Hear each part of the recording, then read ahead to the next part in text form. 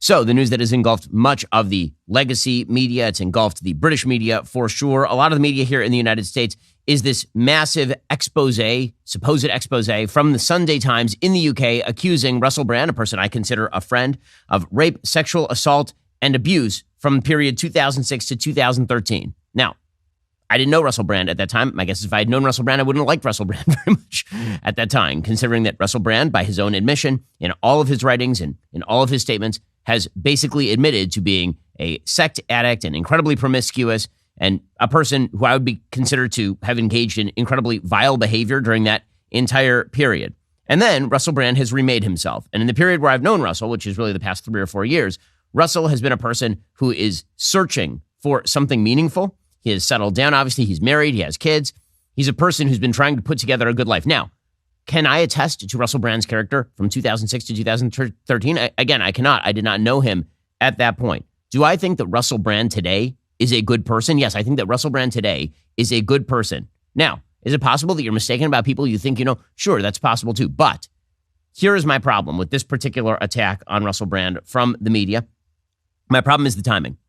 During the time that Russell Brand was pretty flagrantly and obviously not only promiscuous, but incredibly vile in the sorts of things that he said publicly about sex and about women and all the rest of this sort of stuff, the media were championing him. He was a hero of the left at this time. When he was engaged in this sort of behavior, he was treated as some sort of person to emulate at this time. He was not only on BBC, he was on MTV, he was being treated as a public celebrity while he was engaging in this sort of behavior.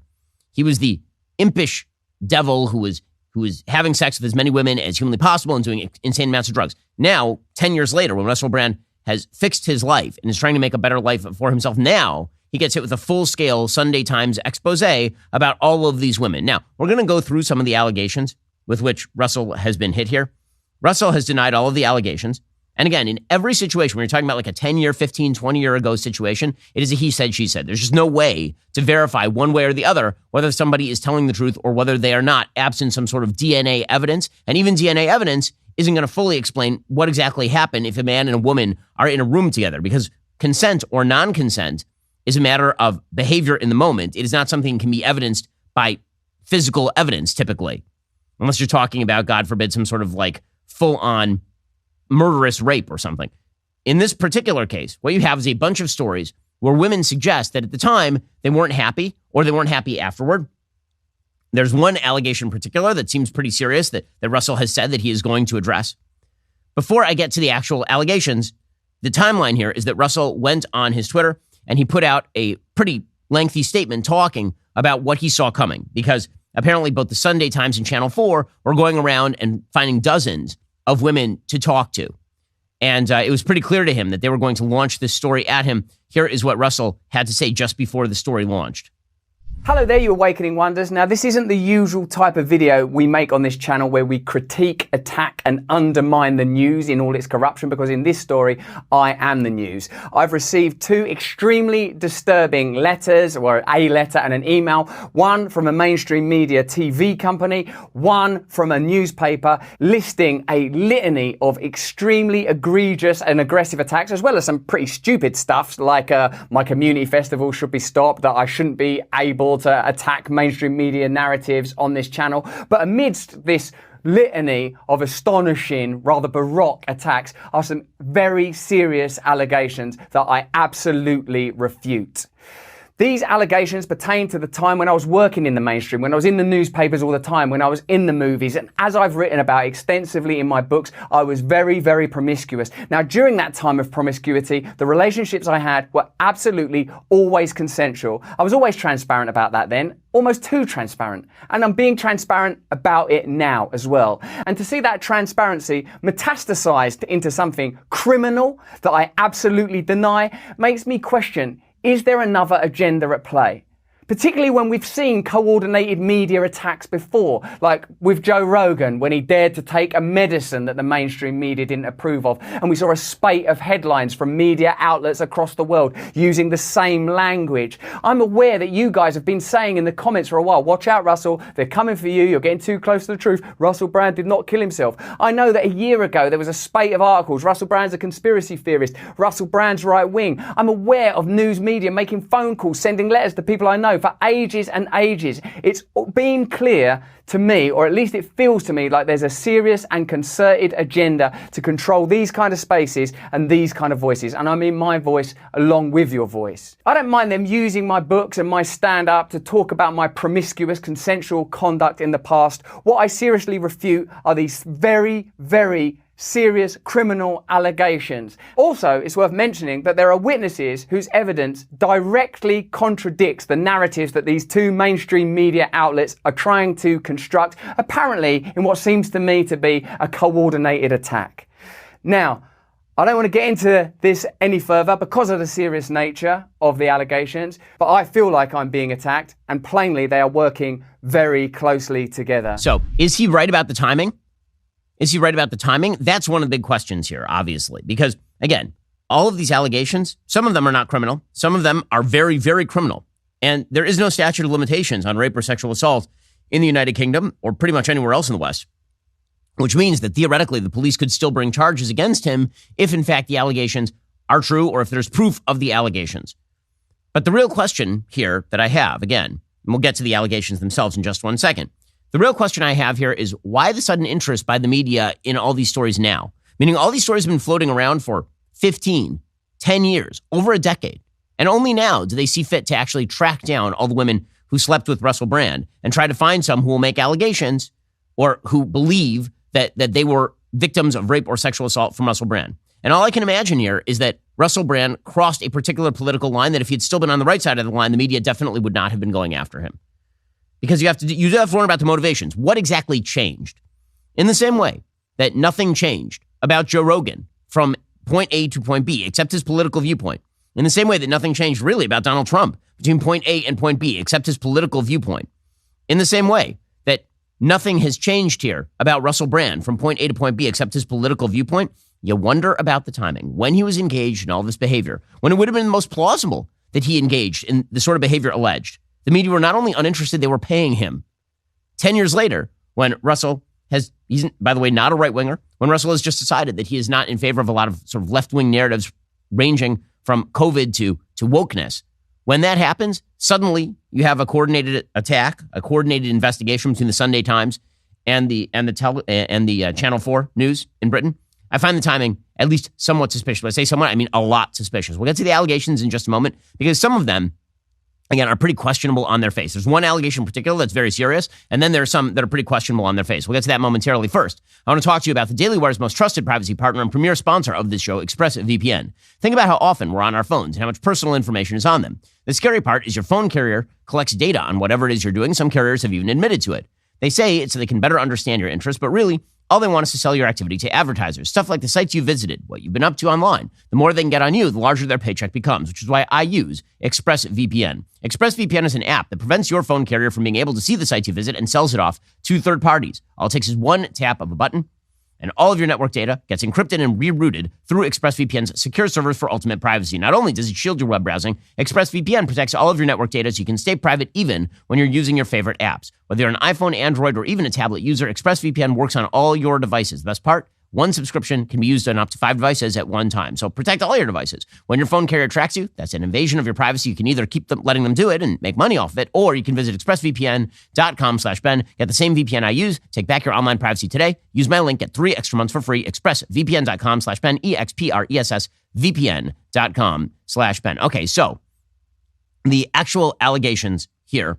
Now, there are certain women who obviously were not quoted. And again, it's not proof that somebody didn't commit a sexual assault or a rape if he had consensual sex with another person, but it does go to character. There are women who are now coming out saying that they were contacted by the Sunday Telegraph, or the Sunday Times rather, that they were contacted by Channel 4, and that they just were not covered because they didn't tell the story the media wanted them to tell. Here's one woman explaining that she had consensual sex with Brand and was reached out to by the media.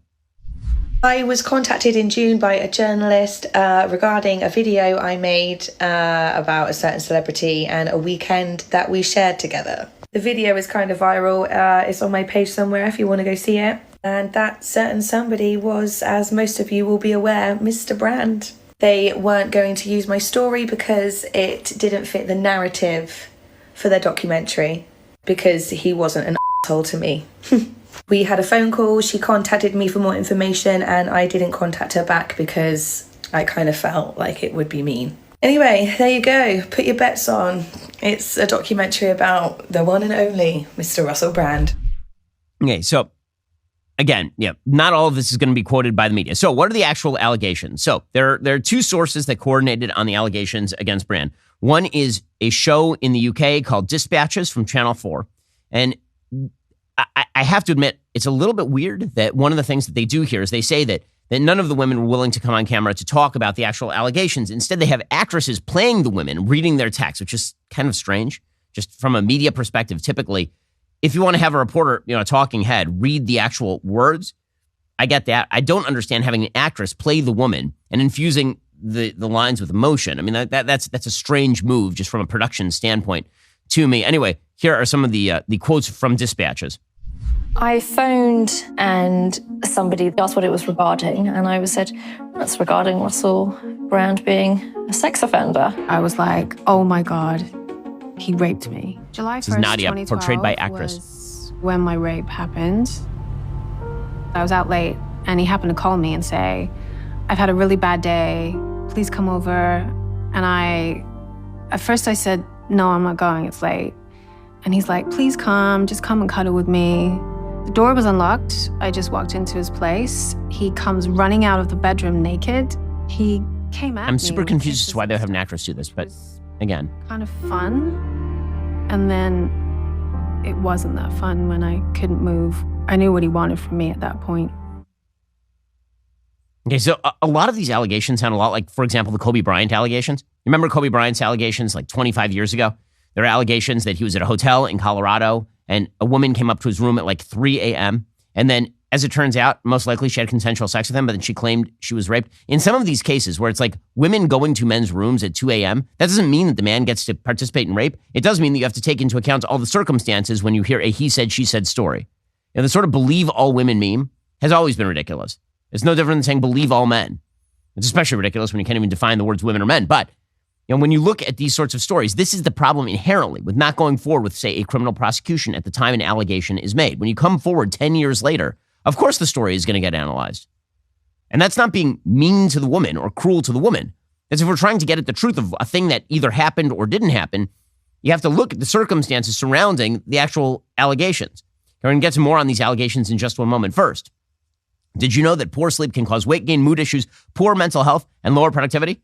I know that because I've experienced some of those things considering, the kids and everything. Sleep is the foundation of our mental and physical health and performance in our days. Having a consistent nighttime routine is non-negotiable. If you're struggling with sleep, you need to check out Beam. Beam's top-selling Beam Dream has a new formula. Dream contains a powerful all-natural blend of reishi, magnesium, L-theanine, and apigenin to help you fall asleep, stay asleep, and help you wake up refreshed. Don't know what any of those things are, but apparently they make an incredible dream powder because I know this thing works. Just mix Beam Dream into hot water or milk, stir or froth, and enjoy before bedtime. And today, my listeners get a special discount on Beam Dream Powder, their best-selling healthy hot cocoa for sleep with no added sugar. It's now available in delicious flavors like cinnamon cocoa, chocolate peanut butter, and mint chip. Better sleep has never tasted better. If you want to try Beam's best-selling dream powder, get up to 40% off for a limited time when you go to shopbeam.com/Ben. Use code Ben at checkout. That's shopbeam.com/Ben. Use code Ben for up to 40% off. Okay, so now to the actual allegations. Very long story from, as I say, the Sunday Times in the UK. And they say, 4 women have alleged sexual assaults between 2006 and 2013 when he was a presenter for BBC Radio 2 and Channel 4, and then an actor in Hollywood films. Others have made a range of accusations about Brand's controlling, abusive, and predatory behavior. Brand denied the allegations and said all of his relationships have been consensual. And so we're going to go through some of these allegations because, again, there is this weird tendency when allegations like this come out. And you see them also about people like, for example, Armie Hammer, right? The actor Armie Hammer. All these allegations will come out of the woodwork accusing Armie Hammer of having engaged in rape or sexual assault. And it turns out the person's been in like a long-standing sexual relationship with the person where they had sex with the person both before and after but we're supposed to somehow believe that in the middle was the rape. And maybe that's true. Maybe that's not. But it goes to credibility if you stayed with the guy, if you were with the guy before and you stayed with the guy after. There are a couple of situations that are like this. And then there are certain situations where they're not against the law. It's just that Brand is supposed to be creepy, which he's admitted to being between like this entire period, that he was a creep with women. So, for example, the first story here is, quote, as her taxi approached Russell Brand's home, Alice remembers the driver begging her not to go inside. Recognizing the destination, he had started to ask questions. Alice admitted she was 16 and still in school. She says the driver replied his daughter was the same age and entreated Alice, please, I'm asking you to not go in there. You could be my little girl. I would want someone to do this for her. He offered to take her home without charge, but Alice insisted she was fine. He had just a sad look in his eyes, she recalled. Alice, whose name we have changed to protect her identity, now realizes she wasn't fine. During a relationship that lasted for about 3 months when Brand was a BBC radio presenter, she says he referred to her as the child and alleges he became increasingly controlling and then emotionally and sexually abusive. So at this time, Brand was 30 and she was apparently 16. Okay, now, in the United States, crime. In the UK, not crime. The age of consent in the UK is 16, and apparently Brand ascertained that she was 16 by asking her and checking, which means scuzzy, scumbaggy behavior, sure. Criminal behavior, no. If you're, again, in the UK, and the age of consent changes from states, I would prefer the age of consent be 18. But if you're not going to have that, then that's what it is. According to The Times, Brand made his name in comedy in the early 2000s and also achieved the status of London's most lascivious Lothario. After he gave up drugs in 2002, Brand filled that void with sex. In 2005, he received treatment for sex addiction at a clinic in the U.S. His womanizing ways, he once said he could sleep with 80 women in a month, saw him crowned Shagger of the Year by The Sun 3 times, have relationships with some of the world's most beautiful women, including Kate Moss, and marry pop star Katy Perry in 2010. Now again, this goes back to what I was saying before. When he was engaged in this incredibly promiscuous behavior, the media were championing him and talking about what a wonderful guy he was. And they were talking about how he was just this, again, sort of elvish, impish figure on the world stage, screwing as many women as humanly possible. Now, this would have been like an amazing time to check into whether any of those women were happy with the situation, or whether all of them were, or whether some of them weren't. Did they do so at the time? No, because he was busy getting paid by all these same people. Only 10 years later, when he has flipped in terms of his personal life and in terms of the values he espouses, now it's worthwhile for them to come after him. And the media motivation here is part of the story, and it's impossible to do it without it. And then they go on about Alice, and it gets very graphic and talks about how she was a virgin and how he was turned on by this. Again, is anything here actually an accusation of criminality? No, it's apparently an accusation of grossness. Toward the end of the relationship, Alice says that Brand sexually assaulted her. Now, this is an accusation of criminality, right? She says that effectively he forced her into oral sex, and she had to punch him to get him off of her, and all of this. There's only one problem, which is, quote, the relationship ended when Brand invited her over one day, and she arrived to find another woman in his bed. I was so angry, I said to him, why would you do this to me? This is so humiliating. Alice has decided to speak out now because she believes she was too young to be able to consent to a relationship with an adult man, and the law should be changed to protect those under 18. I agree the law should be changed to protect those under 18. But the allegation of illegal behavior, including forcible sexual assault here, right? Wouldn't that, like, if that's a criminal assault, shouldn't she have reported that to police? Or shouldn't she report it now? You'll notice that these are not criminal charges. The police apparently are now soliciting the women to see if they want to come forward and do criminal charges. So far, none have responded, as far as I'm aware. Then there's talk about how when Brand was a Channel 4 presenter, there were basically people who were sent into the crowd to pimp for him, to go pick up women and bring them backstage so that he would have sex with them. Now, let me just point out that this is common practice in Hollywood. It's disgusting. It's been vile forever. Only people like me have been pointing it out, and we're considered prudes for doing so. It's totally fine in Hollywood up until the point it's not. That's part of the changing standard here. Pretty amazing. Like, they all knew. I mean, if this was the bad behavior, why are they report? I have a question. Why is this news relevant? That he was a Lothario who was sending people into the crowd at BBC shows to pick up women. I'm just wondering, like, what about Bill Clinton did the same thing, became president of the United States, and the media dismissed it. I'm just wondering why exactly this is relevant now. It would have been relevant then, but the problem is they are on the side of those values. They're on the side of those values, which is why they protected it then. If it was bad then, if it's bad now, it was bad then, apparently. But according to them, it wasn't bad then. So this is why they're trying to come up with new allegations, the new allegations being an actual rape or sexual assault. And Russell is denying all of those allegations, and we have yet to see the proof. But part of the problem with a situation in which you have unnamed women making allegations, and these unnamed women are not making them criminally, is that there is no way to adjudicate the truth or falsity of the statements. Now the burden is supposed to be on Russell Brand to disprove that this thing happened, which is typically not the way that it works. Typically, you have to have a burden of proof that shows that the thing did happen. And we've seen too many situations in the past few years of accusations that turn out to be either exaggerated or not true. Brett Kavanaugh being the most obvious example that comes to mind. In my opinion, the E. Jean Carroll story is not credible, right? There are just plenty of these allegations that are out there about famous men who have crossed a particular line, and I mean politically there, and the allegations end up being either false or exaggerated. Get to more on this in just 1 second. First, as you know, we are big fans of our friends over at Genucel. Don't just take my word for it. I mean, you should take my word for it because people in my family have been using Genucel for years. They first advertised on a radio show that I did back in Los Angeles, circa like 2013, 2014, and we got some free product at the studio. I brought it home. My wife started using it. My mom started using it. And then even when they weren't an advertiser, my parents, my mom and my wife were using it as well. Ella from Rockford says, I have both age and acne spots. This stuff is actually fading both of them. This serum is worth every penny. Ella is raving about the famous dark spot corrector from Genucel, a must-have after months of record heat and humidity. Sunspots, brown spots, discoloration, even red inflamed patches all disappear in front of your very eyes. Here's the Genucel amazing guarantee. You'll see results on day one or your money back. So take advantage of Genucel's most popular package, which now includes the dark spot corrector, plus the classic Genucel bags and puffiness treatment and the immediate effects. All at about 70% off, so you can try the best skincare in the world for yourself completely risk-free. It's simple. Go to Genucel.com/Shapiro. Start looking years, even decades younger tomorrow. Say goodbye to dark and liver spots, bags and puffiness under the eyes, crow's feet at Genucel.com/Shapiro. That's Genucel.com/Shapiro. Okay, so the Sunday Times article, it includes other allegations. It includes an allegation that this Nadia person who's quoted in that Channel 4 clip by an actress, which again, I keep coming back to that because it's so bizarre. Like, why not just read the allegations the way I'm reading the allegations out loud right now, unless you want to infuse it with an extra level of emotion as played by an actress, which is strange. Okay, so he met Nadia, a businesswoman who was then in her 30s. They exchanged numbers. Brand later got in touch. They began texting and talking on the phone. They met up in June 2012 at his house in LA, and they went on to have consensual sex. Okay, so they screwed, and apparently she was unsettled by his glazed over look. And then during one text exchange, Brand suggested Nadia bring a friend. Again, he was a degenerate at the time. They then met again in the early hours of the morning of July 1st when she arrived at his house after he had pled with her to come over. And this is where you get into the allegations stated before. So she's coming over in the middle of the night. He's obviously calling her to have sex with her, clearly. Now, does that mean that she consents to everything that follows? Of course not. Does it also mean that she's in a situation she probably should not be in? Sure.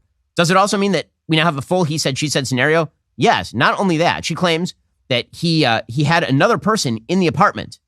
He says that a friend was already in the bedroom and he wanted her to join them, according to Nadia. And she's like, no, I'm not happening. We're not doing that. And then she accuses him of pushing her up against the wall and then raping her. And then she has some texts. And here are what the texts say. This is, I think, the only proof in the story to support some of the allegations that are made.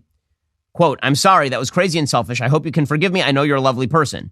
And then she wrote back, you scared the bleep out of me. You're right, I am a lovely person, and for you to take advantage of me like that is unexpected. You have a problem, you need help. It's dangerous that you think you can get your own way all the time. Do you know how scary you are when that glazed look comes over you? When a girl says no, it means no. Do I have to go and get myself tested? Last time you asked me condom or no condom. When I say condom, that doesn't mean it's optional. You don't have the best reputation. I pride myself on being safe and trying to make the right decisions. Obviously, this was a bad one. I'm so disappointed. And he said, I'm very sorry. You don't need to get tested. I will somehow make this up to you with love and kindness, not my original idea, which was more sex. You've been lovely to me and I'm embarrassed by my behavior. Sorry. And then will you ever forgive me? Okay, so this is the most telling allegation and the most credible allegation, right? Nadia had told a friend what happened. She apparently went to the rape treatment center at UCLA Santa Monica Medical Center that same day, and she shared a copy of her treatment records. Apparently, she provided her underwear and other samples as evidence, which were frozen at the time. An officer from LAPD was alerted by the center, according to the notes. She chose not to make a police report. She said she didn't think my words would mean anything up against his, which, again, is a strange allegation in the year 2012. We're not talking about 1960.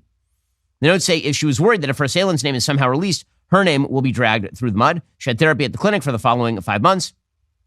During her therapy sessions, records show Nadia was contemplating criminal or civil proceedings before ultimately deciding against it. She wrote Brand a letter hoping to regain some sense of power in the process, and she sent it to her house.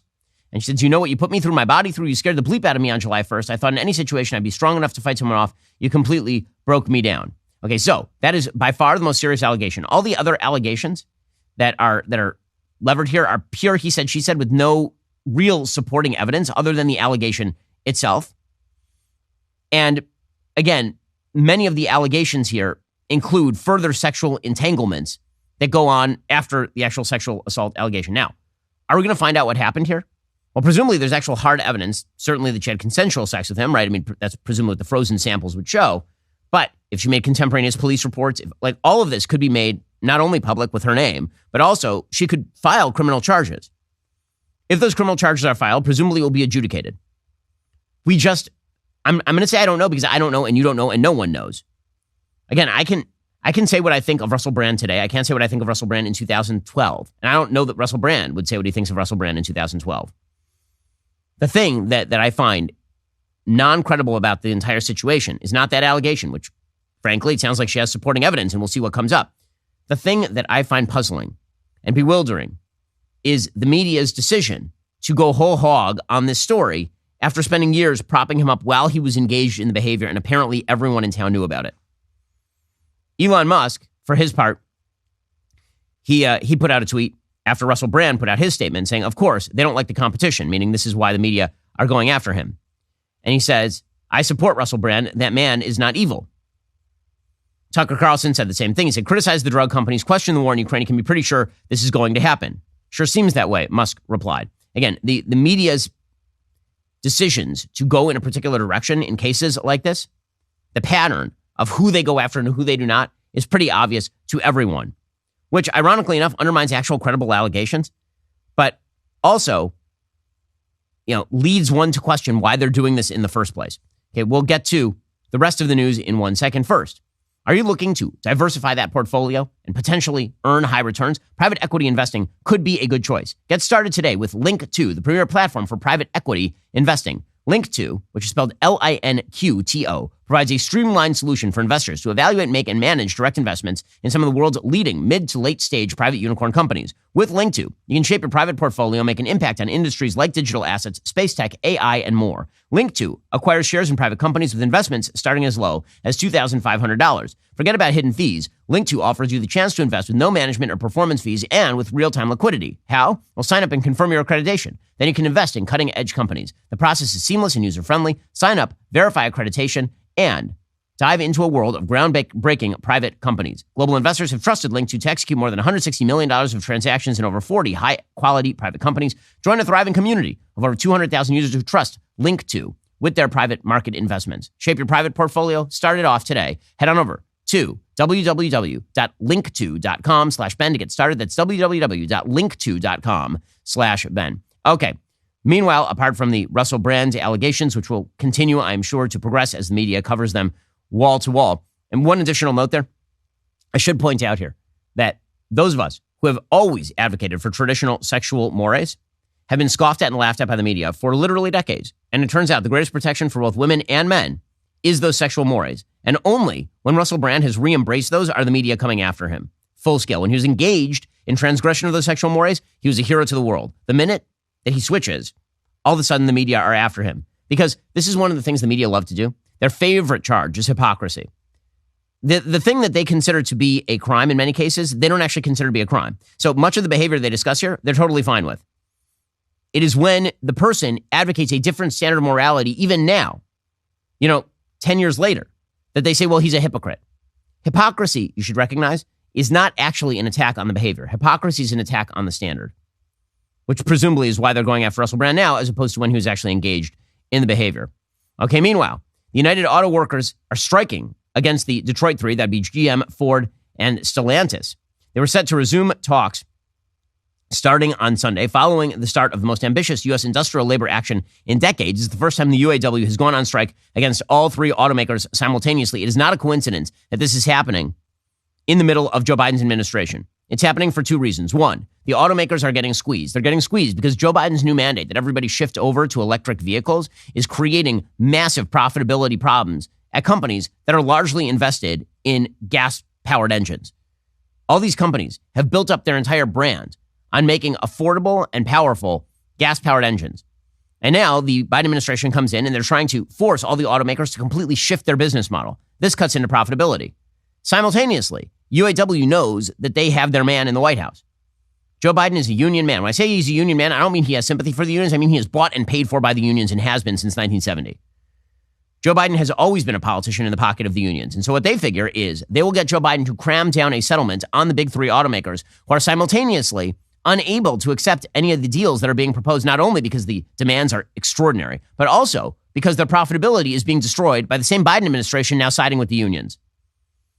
As the Wall Street Journal editorial board points out, Shawn Fain narrowly won election as UAW president in March on a platform of new militancy against U.S. auto companies. He now has the strike he appears to have wanted, as the union simultaneously struck GM, Ford, and Stellantis on Friday for the first time in history. Fain said this thing boils down to one thing. It's corporate greed. The UAW is calling walkouts at select plants to minimize how much it has to pay workers from its $825 million strike fund while still causing pain for automakers. So it's about greed, but the UAW is also not calling like a strike of all of the people. They're just calling a strike of some of the people so they don't have to pay everybody. Fain wants a larger share of automaker profits, but Detroit's big three say his demands would make them less competitive against car makers like Tesla and lead to losses. He wants a 36% pay increase over 4 years, a 32-hour work week. 32-hour work week? What? I'm sorry. Who has what? I memean, if I may not be a math genius, but a 32-hour work week is an 8-hour day, 4 days a week. 32-hour work week? In what world? I come from a world where a 40-hour work week was the norm, an 8-hour day, 5 days a week. 32-hour work with overtime for additional hours, the restoration of retiree health benefits, which bankrupts all of these auto companies because, again, those health benefits were benefits defined, not contribution defined, and defined benefit pensions rather than 401ks. And they want cost of living adjustments. So in other words, they want all the things. The three automakers have raised their initial wage offers to increases between 17.5% and 20%, plus large one-time payments and improved fringe benefits, including time off. But a 32-hour work week and restoration of retirement benefits for newer workers are non-starters. In many ways, as the Wall Street Journal points out, the strike is made in Washington because of the Biden administration's policy mandating rapid transition to electric vehicles. The UAW knows EVs require fewer workers to make and will jeopardize union jobs making gas-powered cars. But the companies already lose money on EVs, and they worry about making too many concessions to the UAW that will cause them to lose even more. It's hard to overstate the costs of this coerced EV transition. The Biden administration, with California as co-enforcer, is mandating that EVs make up an increasing share of automaker sales, 2/3 by 2032. California and other progressive states plan to ban all new gas-powered cars by 2035, which, by the way, is not that far in the future. It is 2023 right now. Last year, EVs made up 3% of Detroit automaker sales. I mean, it's amazing to think that Joe Biden has basically forced the automakers into this position, and because, again, he is such a bought and paid for union shill, the unions feel like they can force these sorts of insane concessions down on the car companies. Hakeem Jeffries, again, another Democrat-based union shill, he says that the UAW is fighting for basic freedom, which is weird because I didn't think basic freedom was a 32-hour work week and defined benefit pension plans. I'll be heading to Detroit a little later on today, looking forward to standing in solidarity with the United Auto Workers who are fighting for the fundamental American dream, which is quite simple. If you work hard and play by the rules, you should be able to provide a comfortable living for yourself, for your family, educate your children, purchase a home, and one day retire with grace and dignity. Oh, that's it. Is that what they're fighting for? A 32-hour work week, defined benefit pensions and all that. That's about basic human rights. Interesting take. Well, no shock. It turns out that as the union ratchets up pressure on the Biden administration, they're sending their emissaries there to try and cram some sort of deal down on the automakers. UAW President Fain, he says that they're refraining from openly endorsing Biden in the next presidential race because they're trying to pressure Biden. Here he was saying, we expect actions, not words from Joe Biden. President Biden says he's the most pro-union president in American history, but you haven't endorsed him. What is it going to take for you to do that? Our endorsements are going to be earned. We've been very clear about that, no matter what politician it is. How does he earn it? We expect action. We expect action, not words. And you know, this fight we're in right now, I mean, obviously, people are talking about them trying to interject themselves into our negotiations. You know, this negotiating, our negotiators are fighting hard. Our leadership's fighting hard. It's going to be one at the negotiating table with our negotiating teams, with our members manning the picket lines and our allies out there. Who the president is now, who the former president was, or the presidents before them, isn't going to win this fight.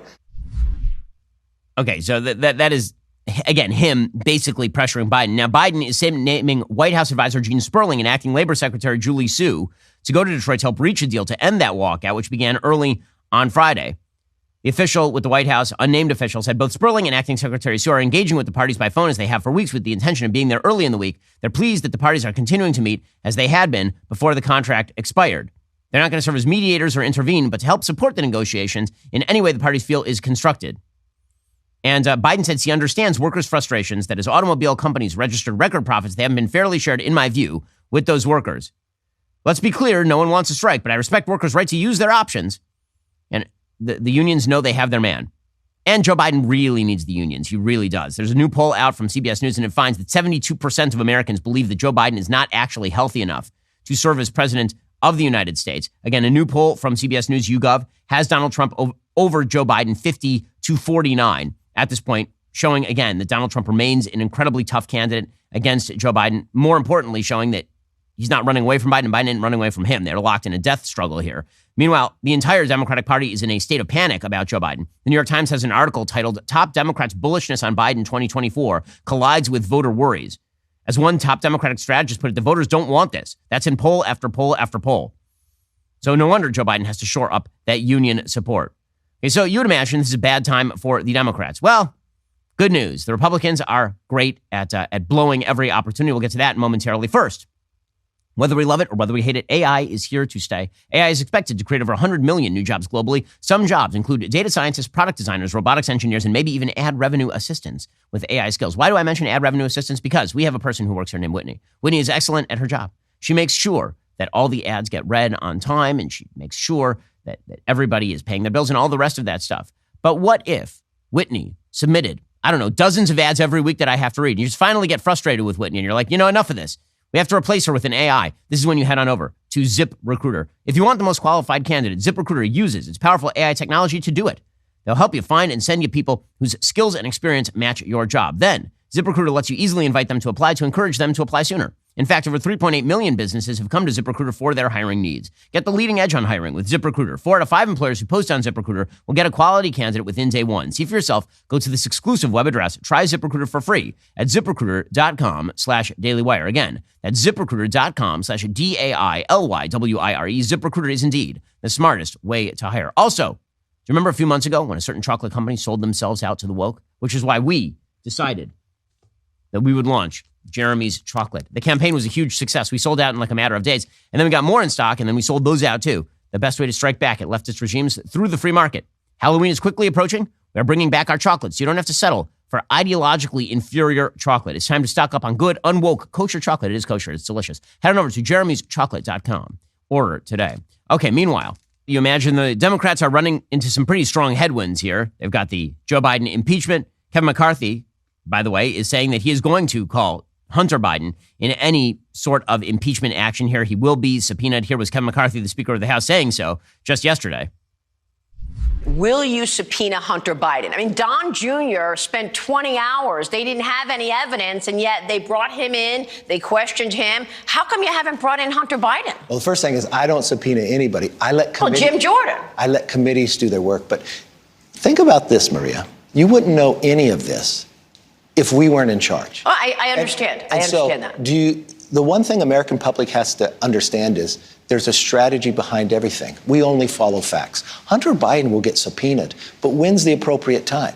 Do you do it because television wants it, or do you do it around the facts and the timing when Comer? I think we should have the bank statements to actually know where did the money go, so you would know the questions to ask Hunter Biden.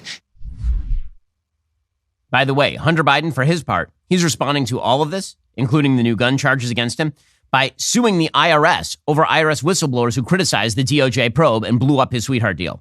I don't know where he's getting all this money. It's weird. He doesn't have enough money to pay us child support, but he's got plenty of money to sue the IRS. That's interesting. All this would be very bad for the Democrats. The good news is for the Democrats that the Republicans, again, we are locked in a clash of stupid. We are locked in a closet with a couple of morons just going at each other. And that's the Democrat Party and the Republican Party. So the Republicans are stupid for a couple of reasons. There are two things that make Republicans inherently unpopular: a feeling of chaos, and also whenever Democrats can charge Republicans with any sort of sexual hypocrisy, it is like their favorite thing to do. So you have not one but two stories along those lines for Republicans First, of course, we have the Kristi Noem story. So Kristi Noem, who's the governor of South Dakota, apparently had an absurdly blatant and public affair with handsy Trump aide Corey Lewandowski. That is according to the New York Post. I have sources of my own who say that Noem and Lewandowski are basically making the rounds, being all cozy like months and months and months ago publicly. Like they're just walking into interviews together and such. According to the New York Post, married Republican South Dakota Governor Kristi Noem has engaged in a years-long affair with longtime Donald Trump advisor Corey Lewandowski, who seems to be a bit of a, let's just say he gets around. Dude is apparently having an affair with Hope Hicks while he was married with 4 kids. And now he's having an affair with Kristi Noem, who also is married with kids. Apparently, the pair have been less than discreet about their relationship, with one source recalling them making out at a hotel bar at 2021 CPAC, which is pretty gross. It wasn't like 2 a.m., the source says. It wasn't like we caught them at a dive bar miles away. It's a lobby bar where everyone's staying. There's a bajillion political operatives and journalists and electeds around. I remember I saw it with my own eyes, and a couple other people saw it, and the blatantness was absolutely absurd. The liaison emerged 1 week after Noem, a 51-year-old mom of 3, formally endorsed Donald Trump, 77, for the 2024 presidential nomination. Trump, for his part, by the way, said even this weekend that he would consider Kristi Noem for the vice presidential slot. This is shortly after she endorsed him for the presidency, obviously. Are you leaning toward a woman? I like the concept, but we're going to pick the best person. But I do like the concept, yes. A lot of people noticed when Governor Noem endorsed you, there were Trump Noem signs. Do you have your eye on her? I do. I think she's fantastic. She's been a great governor. She gave me a very full-throated endorsement, a beautiful endorsement, actually. And, it's been a very good state for me. And certainly she'd be one of the people I'd consider, or for something else maybe. But we have a lot of people. We have a lot of great people in the Republican Party. Yeah. So there's that. So we have Kristi Noem, who apparently is having an affair with Corey Lewandowski, a man who keeps failing upward, apparently. And then we also have Lauren Boebert. So in the dumbest story of the recent past, Lauren Boebert, who's the congresswoman from Colorado, she apparently has a new beau. Her new beau is a person who owns a bar that stages drag shows occasionally. It's a gay-friendly drag bar. In January 2020, Aspen Gay Ski Weekend hosted an evening of cocktails, appetizers, and laughs at Hooch, which is the bar owned by Quinn Gallagher, who is the person who is canoodling with Boebert. So again, that's not the scandal. The scandal here is that apparently Boebert was caught on video getting frisky with Gallagher at a showing of Beetlejuice. Apparently she was like vaping and loudly singing during her viewing of Beetlejuice. And then he was petting her breast and she was grabbing his hand to keep it there. And apparently there was some crotchety behavior as well, some crotch behavior as well. And then when the ushers came and they came to boot her, there was a pregnant woman behind her who complained about the vaping. She refused to stop. And at that point, the ushers came and got her. And she said, quote, "Do you know who I am?" And then she apologized for her uncouth behavior, chalking it up to a recent split from Jason, her husband of 18 years. She says, "There's no perfect blueprint for going through a public and difficult divorce, which over the past few months has made, for me, a difficult, challenging personal time. And my entire family, I've tried to handle it with strength and grace. I simply fell short of my values on Sunday." Okay, I'm sorry. No. There may not be a perfect blueprint for going through a public and difficult divorce. I'm pretty sure that first on the list of things you don't do on the blueprint is, give people hand jobs in the aisles at Beetlejuice while they grab your breast and you vape. Pretty sure it's that. Now, the reason I say this is not because I deeply care about Lauren Boebert's sex life. I really don't. But the point is that as another one of these Republicans who is supposedly standing up for family values, I just don't why don't Republicans seem to understand that when they present candidates who engage in this sort of behavior, it undercuts their position with the American public? And I don't like the hypocrisy charge. I think the hypocrisy charge is stupid.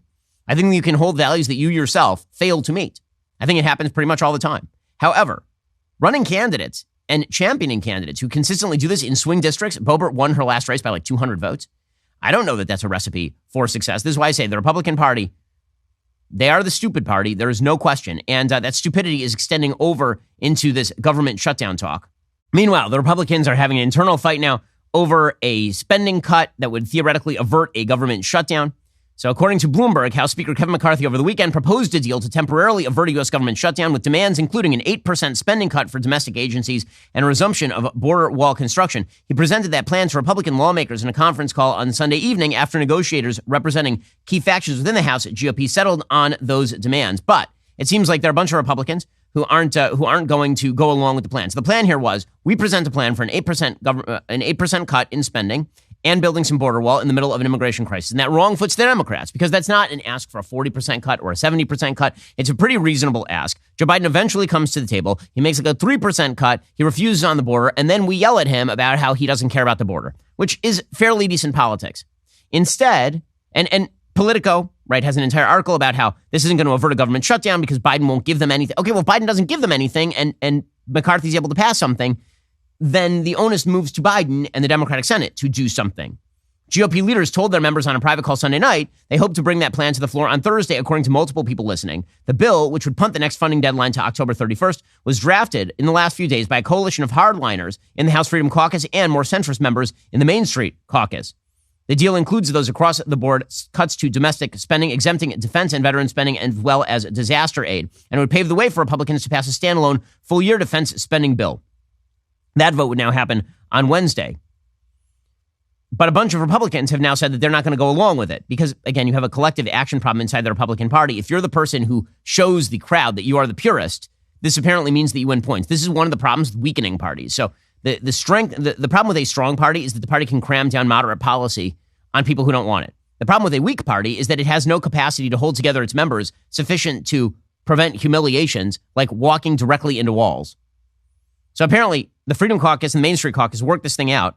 And then apparently a bunch of people come out and say no. That, of course, includes Matt Gaetz, whose entire agenda in life apparently is to bring down Kevin McCarthy's speakership. Matt Rosendale of Montana is opposing. So is Marjorie Taylor Greene. Eli Crane of Arizona also. There are objections from a bunch of others. Presumably, some of these people will have some goodies negotiated for them. With that said, you know, the fact that whenever chaos is projected, and it may end well, it may end fine, whenever chaos is projected to no apparent end because the Democrats run the Senate and Joe Biden is the president, and so they have a bit of a say in what exactly ends up becoming law here. Republicans, how about this? Be concerted in the issues that you attack. Focus for a moment in time.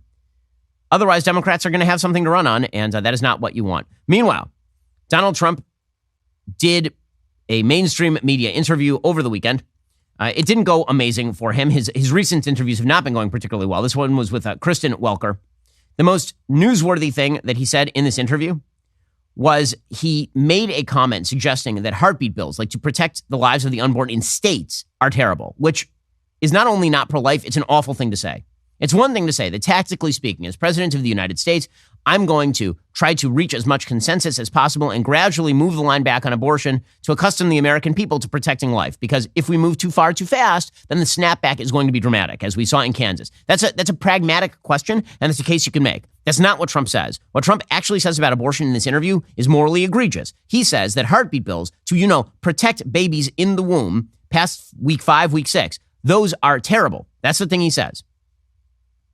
If a federal ban landed on your desk, if you were reelected, would you sign it at 15 Are you talking about a complete ban? A ban at 15 weeks? Well, people are starting to think of 15 weeks. That seems to be a number that people are talking about right now. Would you sign that? I would sit down with both sides and I'd negotiate something, and we'll end up with peace on that issue for the first time in 52 years.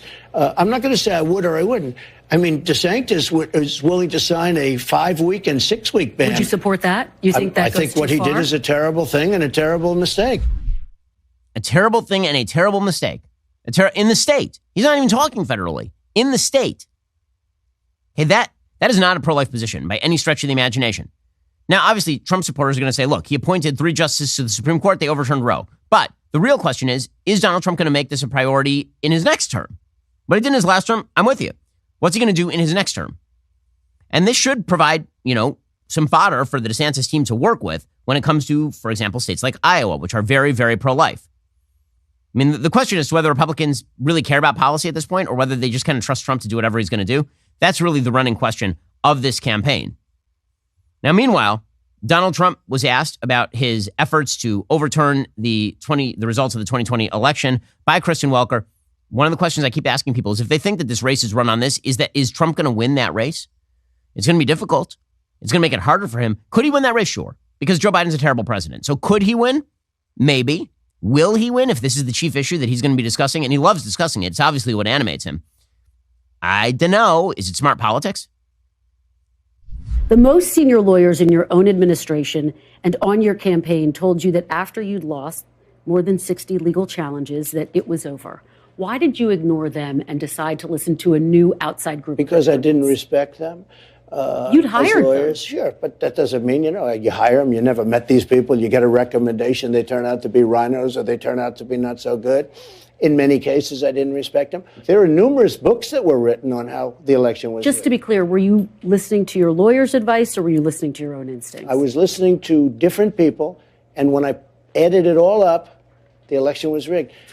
There are books were you that calling are written. The shots, though? In fact, Molly Hemingway wrote a great book. But were you called calling Rigged. the shots ultimately? Excuse me. Molly Hemingway, who's highly respected and great, she wrote a book, a best-selling book called Rigged.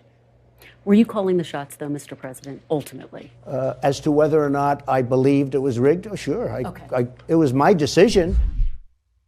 Okay, so the reason she's asking him that is because that is the entirety of the RICO case against him, is that he was calling the shots.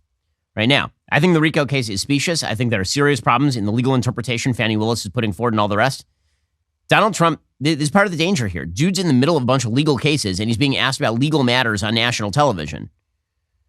Then Trump was asked what he was doing during the Capitol riot. Now, again, this is legally relevant only insofar, I really don't think it's particularly relevant, but it's legally relevant insofar as it's part of Jack Smith's January 6th case against Trump. Here was Trump on what he was doing during the Capitol riot. The Secret Service said, sir, it would be better if you didn't. I said, I'd love to do it. They said it would be better until we went back to the White House. Just so you understand, I made a very nice speech. Tell me how you watched this all unfold. Were you in the dining room watching TV? I'm not going to tell you. I'll tell people later at an appropriate time. Just so you understand, however. What did you do when the Capitol was under attack, though? Let me just tell you. In the moment that the Capitol Did you was see under the statements I made in the Oval Office and just outside of the Oval Office? Absolutely. I was there that day. Our police are great. We love our police. We love everybody. Go home. This was at 4 o'clock in the afternoon, more than I don't know. 3 hours after the attack started. But there were tweets that were put out before that. Okay, is this going to be what people want to hear about in the 2024 election? And Joe Biden's a terrible president. He's presiding over a terrible economy. He's presiding over foreign policy disaster after foreign policy disaster. Apparently, 103 Chinese ships were spotted around Taiwan today. Is this what we want to be talking about? It's a real question. Okay, time for some things I like and then some things that I hate. So, things that I like today. Apparently, according to the Daily Wire's Amanda Prestigiacomo, it seems that Stephen Avery himself from behind bars may now be directing supporters to tank the Rotten Tomatoes audience review score of Daily Wire host Candace Owens' docuseries Convicting a Murderer. Avery and his nephew Brendan Dassey were convicted of murdering photographer Teresa Halbach back in 2007. And of course, they are featured in the brand new series from Candace, Convicting a Murderer, which rebuts making a murderer. Well, apparently, a post on the Facebook group called Stephen Avery is Innocent says, important, Stephen is asking for all of his supporters to flood Rotten Tomatoes and give Convicting a Murderer a bad review. This garbage and vitriol is not true. We need our community to step up and let Candace Owens know that Stephen Avery is innocent. The Facebook post issued by the group's administrator on Friday night then links to the Rotten Tomatoes review page of Convicting a Murderer and tags everybody in the group, which is like 36,000 people. Before the post, Convicting a Murderer was boasting an average review score in the 90s. It has now dropped all the way down to, at last check, in the 60s. So, yeah, this is how things are going right now. Why do I like this? Because it shows that Stephen Avery, if there's something that Stephen Avery doesn't like, it's pretty obvious what it is here. And that is that Candace's documentary really puts the lie to all of the allegations that he is wrongfully convicted. Her documentary really blows the lid off that particular story. And the fact that Stephen Avery appears to be directing from behind bars an effort to take down the film tells you what you need to know about the value of the film. Okay, time for a quick thing that I hate. So apparently our F-35 stealth fighter is so stealth that it's now missing. Like it's just gone. According to NBC News, a U.S. fighter jet's stealth abilities appear to be working too well, with authorities forced to ask the public for help finding an F-35 that went missing somewhere over South Carolina when the pilot ejected because of a mishap. Joint Base Charleston, an air base in North Charleston, said it was working with the Marine Corps Air Station Beaufort to locate an F-35 that was involved in a mishap. Sunday afternoon, the pilot was able to safely eject from the aircraft, an F-35B Lightning II jet, and was taken to a local medical center in stable condition. The jet was left in autopilot mode when the pilot ejected from the aircraft, so it might still be airborne. However, searchers were focusing their attention north of the airbase around Lake Moultrie and Lake Marion based on the jet's last known position. Nancy Mace, Republican of South Carolina, said, how in the hell do you lose an F-35? How's there not a tracking device? We're asking the public to what? Find a jet and turn it in? Apparently, the transponder is not apparently working. Worth noting that the F-35 cost per plane, the acquisition costs right now are somewhere between $80 and $156 million. Woo. So that's not ideal, guys. So yeah, everything's going well in the military, which is why Mark Milley is still the head of the Joint Chiefs. He's doing such a stellar job. He was asked over the weekend about the military going woke, meaning like, why are you guys flying LGBTQ plus minus divided by sign flags? Why is it that you guys are, for example, putting out ads talking about the value of individualism in the military, as though that's what the military is all about? Why are you guys doing DEI training? And Mark Milley is like, I've never heard of this woke. What is this woke that you speak of? Is the U.S. military too woke? No, not at all. I'm not even sure what that word truly means, but I would tell you that the military I see is a military that's exceptionally strong, it's powerful, it's ready. In fact, our readiness rates, the way we measure readiness, is better now than they've been in years. Okay, that's it's the military. It's he doesn't know what woke means, guys. Things are going amazing. Then he said that it's their obligation to stay out of politics, which is weird because Milley keeps injecting himself into politics by talking about white rage and such. You thought about resigning. You did not. I thought at the time it was a consideration of mine, but several people counseled me and they reminded me that an officer, a commissioned officer, resigning is the consummate political act, and that it's our obligation to stay out of politics. And if I were to resign, then that would be a grave mistake, and it would be putting the uniform even more into politics. Okay, there's very little that can put Mark Milley's uniform more into politics. Quick reminder, he did get a presidential commendation from Donald Trump as he was leaving office on January 19th. Alrighty, folks, coming up, we're going to jump into the Ben Shapiro Show mailbag. If you're not a member, become a member. Use code Shapiro at checkout for 2 months free on all annual plans. Click that link in the description and join us.